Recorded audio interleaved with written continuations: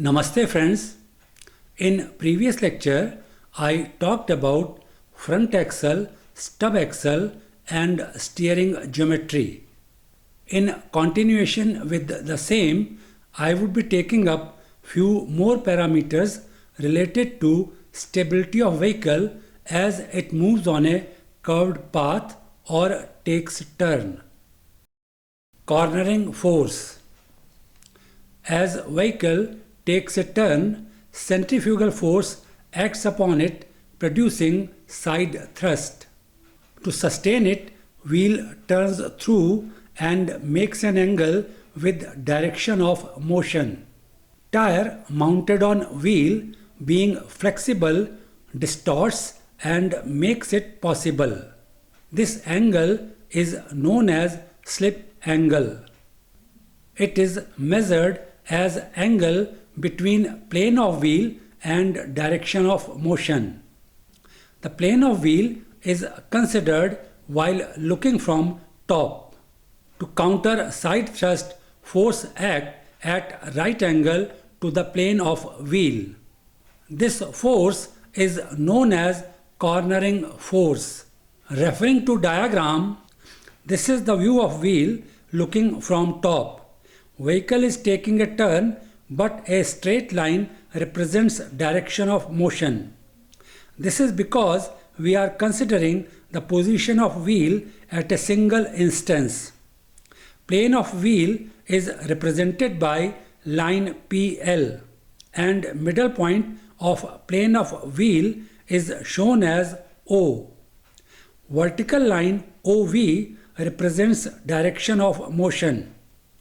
Angle VOL represents slip angle as shown. Side thrust acts on right side of wheel at O. Cornering force acts at C on wheel. As it counters side thrust, it acts in a direction opposite to side thrust.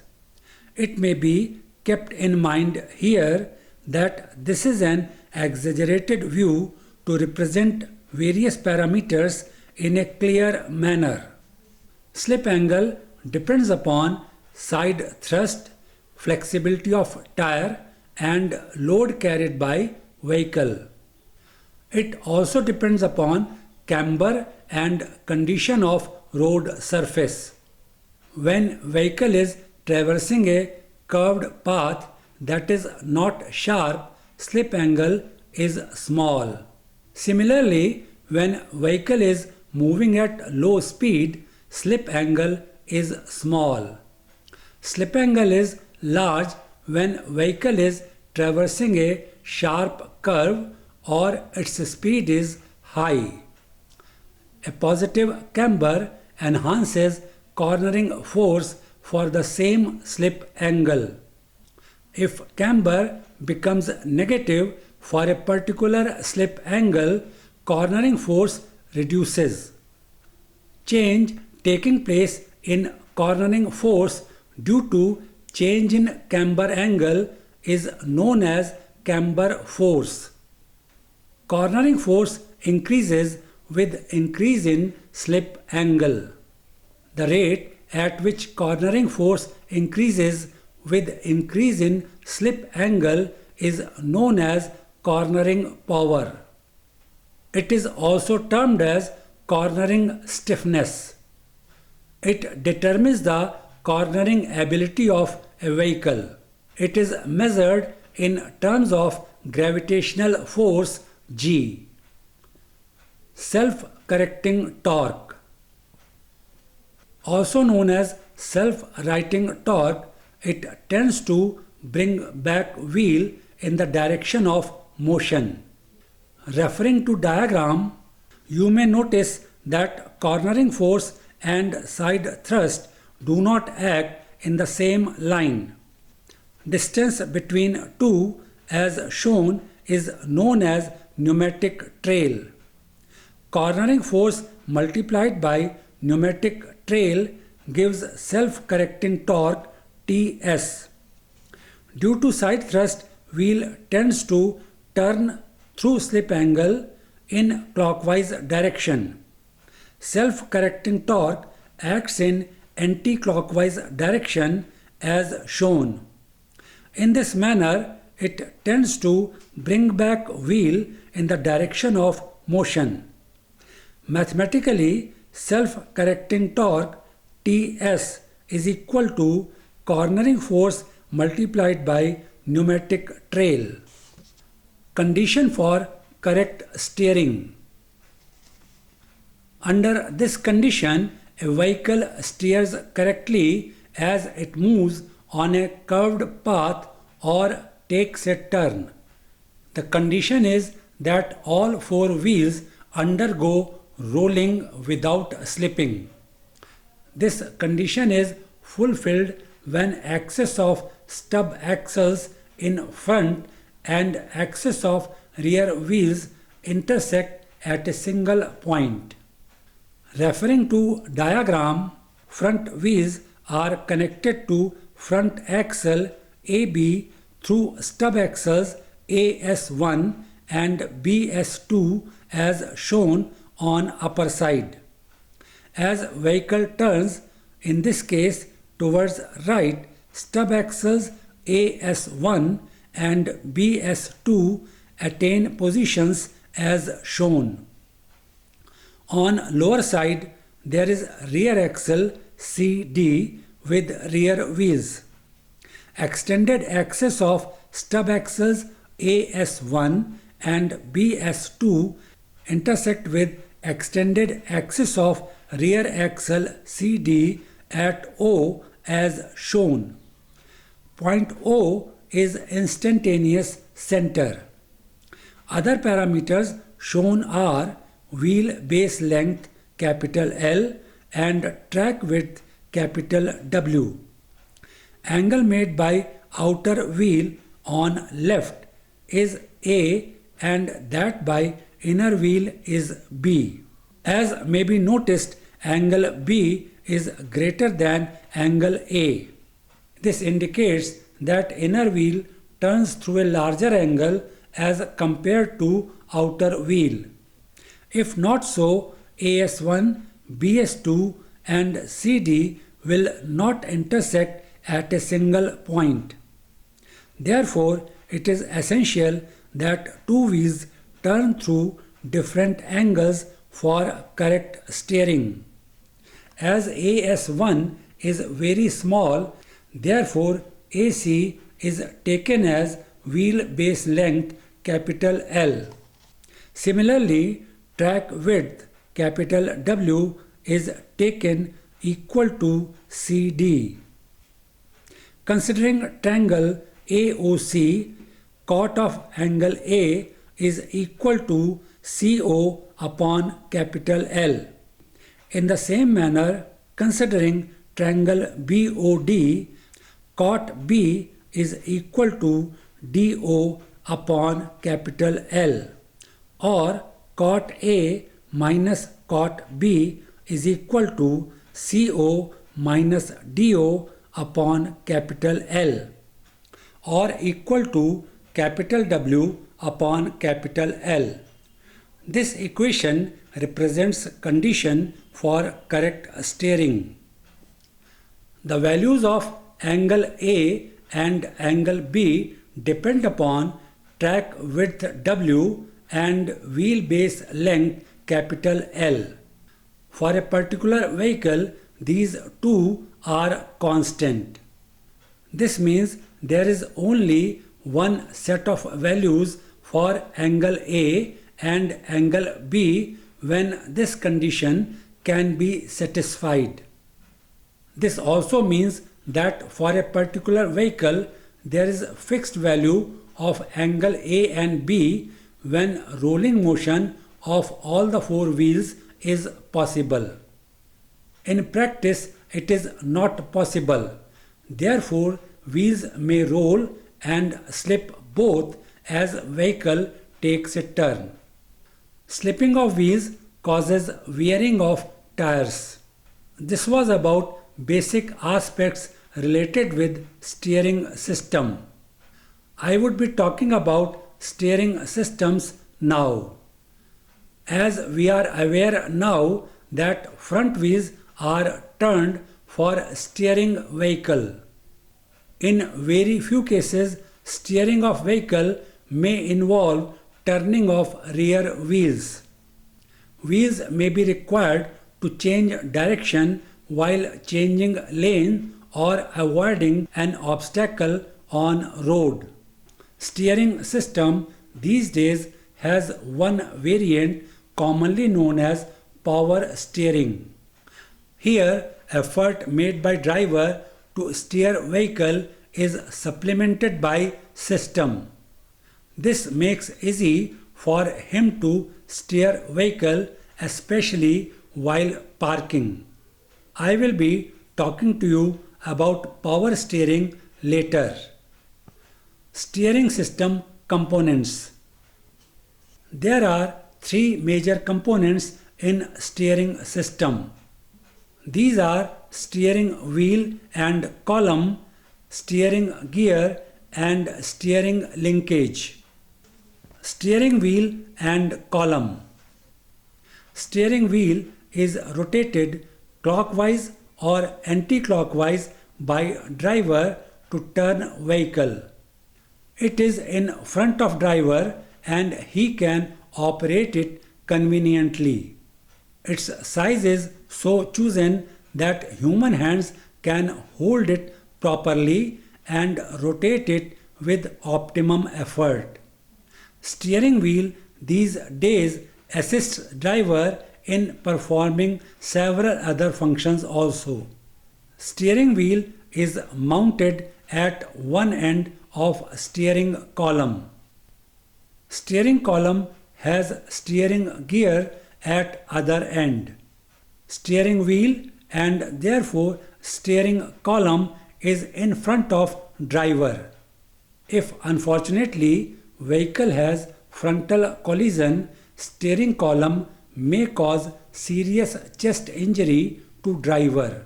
This was experienced in early designs. After modification now we have collapsible steering column. It collapses as frontal collision occurs. Collapsible steering column. As already mentioned, steering column collapses in case of front collision. There are numerous designs available. Here I will be talking to you about few basic designs.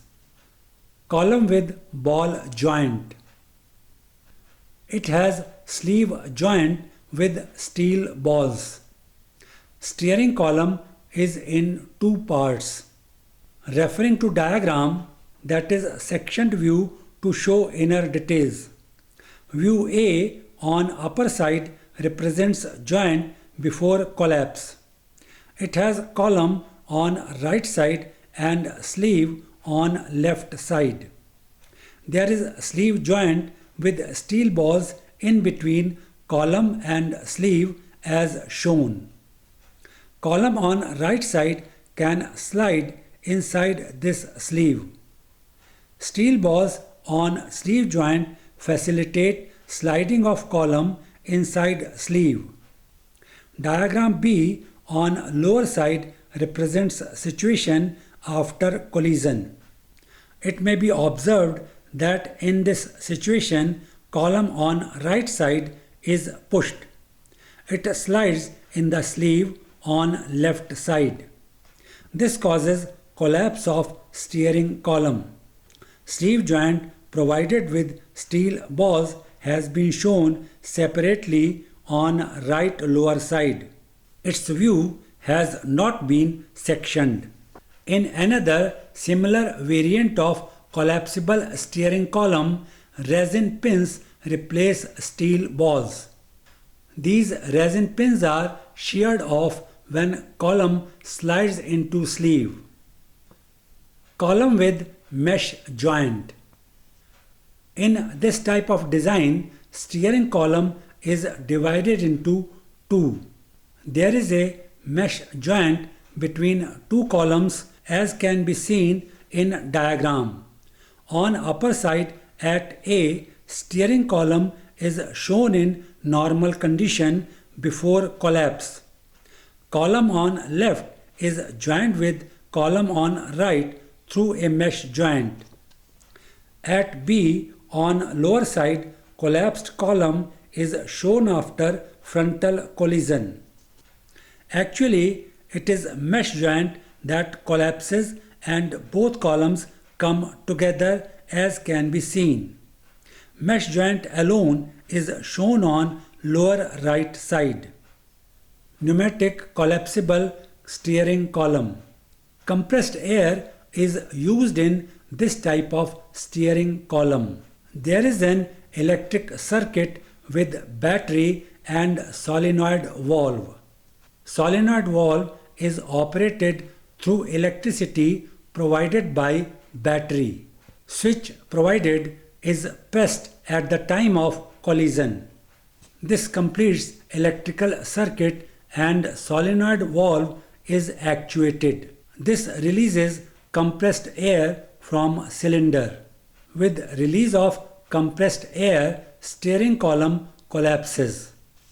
In case of front collision and collapse of steering column, it should be checked before using vehicle again. In most of the situations, it can be pulled back and vehicle can be steered.